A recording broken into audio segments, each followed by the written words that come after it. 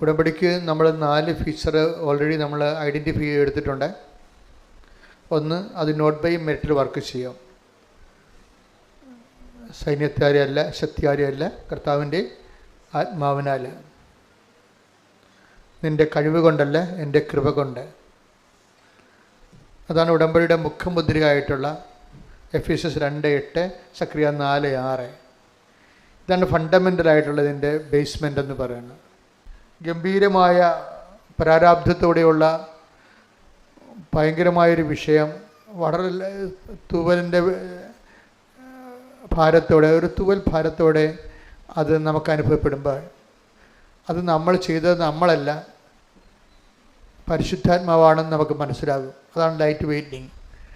അത് ഉടമ്പടിയുടെ ഒരു ഫീച്ചറാണ്. ഉടമ്പടി എടുക്കുന്നവർക്ക്, സത്യസന്ധമായ ഉടമ്പടിയിൽ ജീവിക്കുന്നവർക്ക് എല്ലാവർക്കും തന്നെ ഇതൊരു പ്രതിഭാസമായിട്ട് ഫീൽ ചെയ്യാം. മൂന്നാമത്തേത് ടൈം ഷോർട്ടണിങ് ആണ്. ടൈം ഷോർട്ടണിങ് അതായത് വർഷങ്ങളായിട്ട് നടക്കാത്ത കാര്യങ്ങൾ ഉടമ്പടി എടുക്കുമ്പോൾ ചിലപ്പോൾ ഒറ്റാഴ്ച കൊണ്ട് നടക്കുന്നു. ടൈം ഷോർട്ടണിങ് ചെയ്യും. ഇതിൻ്റെ ഓപ്പോസിറ്റായിട്ട് ഇന്നലെ ഒരു ചേർത്തി ഒരു സാക്ഷ്യം പറഞ്ഞ് ടൈം ലാഗിങ് എന്നുവെച്ചാൽ ചില കാര്യങ്ങൾക്ക് പെട്ടെന്ന് നടന്നാൽ പ്രയോജനമില്ലാത്ത കാരണം അത് പ്രയോജനപ്പെടുന്ന സമയത്തേക്ക് ഇങ്ങനെ ലാഗ് ചെയ്ത് കൊണ്ടുപോകും. അതും എനിക്ക് തോന്നിയിട്ടുള്ള ഒരു സത്യമാണ്. നമുക്ക് ചില കാര്യങ്ങൾ പെട്ടെന്ന് നടക്കത്തില്ല, പക്ഷെ നടക്കുന്ന സമയത്ത് നമുക്ക് പെട്ടെന്ന് നടന്ന് നമുക്ക് പ്രയോജനം ഉണ്ടാകത്തില്ല. മറിച്ച് നമുക്ക് പ്രയോജനമുള്ള സമയത്തേക്ക് ഇങ്ങനെ സമയദീർഘത, ടൈം ഷോർട്ടണിങ് പോലെ തന്നെയാണ്, സമയ ചുരുക്കം പോലെ തന്നെയാണ് സമയദൈർഘ്യം വരണത്. ഉടമ്പടിയുടെ ഒരു ഫീച്ചറാണ്. ഇതിൻ്റെ ഒരു 4ാമത്തെ ഫീച്ചർ എന്ന് പറയുന്നത്, അല്ലെങ്കിൽ 5ാമത്തെ ഫീച്ചർ എന്ന് പറയുന്നത് പ്രസൻസാണ്. മറ്റ് പ്രാർത്ഥനകളിൽ നിന്ന് ഉടമ്പടിയെ വ്യതിരിക്തമാക്കുന്നത്, വ്യത്യസ്തമാക്കുന്നത് ദ പ്രസൻസ് ഓഫ് ഗോഡാണ്. അത് എല്ലാവരും തന്നെ സാക്ഷ്യം പറയുന്നതാണ്. മുല്ലപ്പൂവിൻ്റെ സുഗന്ധം, കഴിഞ്ഞ ദിവസങ്ങൾ 1 കോടി മുല്ലപ്പൂ ലോഡ് ചൊരിഞ്ഞ പോലെ എനിക്ക് ഫീൽ ചെയ്തെന്ന്. അപ്പം മാതാവിൻ്റെ സുഗന്ധമായിട്ടാണ് അവരതിനെ മനസ്സിലാക്കുന്നത്.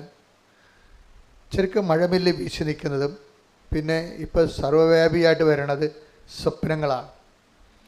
ഒരു ദിവസം ഒരു സ്വപ്നത്തെക്കുറിച്ചൊന്നും പറയാതെ ഒരു സാക്ഷ്യ ദിനങ്ങൾ സമാപിക്കത്തില്ല. അപ്പോൾ 5 ഫീച്ചേഴ്സ് വന്നിപ്പോൾ: സമയ ചുരുക്കം, സമയദൈർഘ്യം, സ്വപ്നങ്ങൾ, ദർശനങ്ങൾ. ഈ 6ാമത്തെ ഒരു ഫീച്ചറുണ്ട്, ശുഭമാക്കുക എന്ന് പറയും. ശുഭമാക്കുക. എല്ലാ സാക്ഷ്യങ്ങളെയും പരിശോധിക്കുമ്പോൾ ശുഭമാക്കുന്നത് പറഞ്ഞു കഴിയുമ്പോൾ നമ്മൾ ആഗ്രഹിക്കുന്നതിനേക്കാൾ കൂടുതലായിരിക്കും സംഭവിക്കുന്നത്. നമ്മുടെ പിതാക്കന്മാരുടെയൊക്കെ പ്രാർത്ഥന നോക്കിയാൽ മനസ്സിലാകും. എല്ലാവരും പ്രാർത്ഥിക്കണം, ശുഭമാക്കാനാണ് പ്രാർത്ഥിക്കണം. എന്ന് വെച്ചാൽ ഞങ്ങളുടെ ബുദ്ധിയിൽ ചിന്തയിൽ അറിവിൽ ഇത്രയുമേ ഉള്ളൂ. പക്ഷേ നിൻ്റെ കഴിവിലും ചിന്തയിലും ഇതിൻ്റെ ഒത്തിരി കാര്യങ്ങളുണ്ട്. അതുകൊണ്ട് നീ നിൻ്റെ കഴിവനുസരിച്ച് ഈ വിഷയത്തിൻ്റെ മേൽ ഇടപെടണമേ എന്നാണ് ശുഭമാക്കണമേ എന്ന് പ്രാർത്ഥിക്കണത്. ഞാൻ എപ്പോഴും ശ്രദ്ധിച്ചൊരു സംഭവമാണ്. എബ്രഹാം പുത്രൻ